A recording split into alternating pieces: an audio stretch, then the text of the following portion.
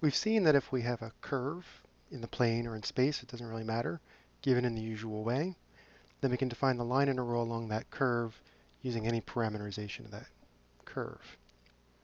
Now, if we also happen to have a vector field, okay, so you have vectors at every point in space, including points on the curve, capital F. So given capital F,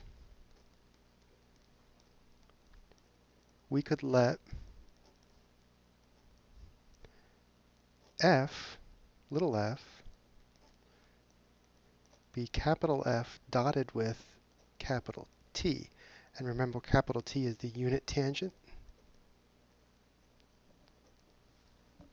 vector. So at a point on the curve here,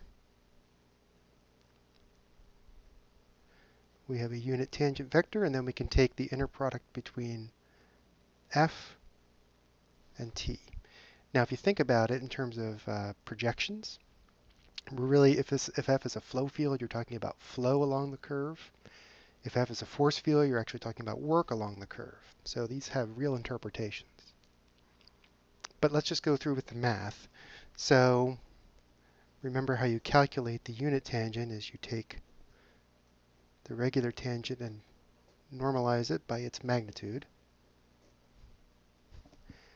So if we take that, plug it into here, and then plug F into here, you see that we get this magnitude R prime that cancels out. So we could write this now as the integral from A to B of F dotted with R prime of T dt. But we can actually take it a step further in a way that lets us write things differently.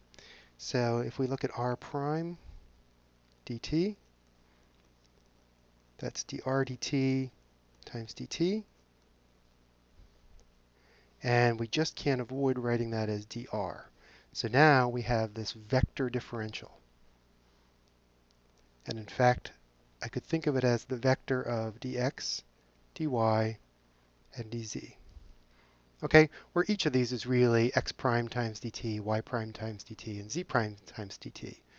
So this is really just a notational trick, but it works beautifully. So now we can just write